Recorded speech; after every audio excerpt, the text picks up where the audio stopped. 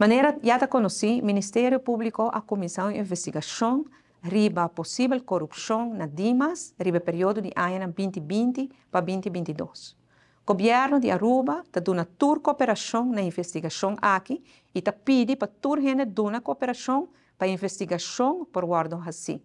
E nós queremos enfatizar dia mais que a integridade está muito importante do processo no governo e trabalho no governo.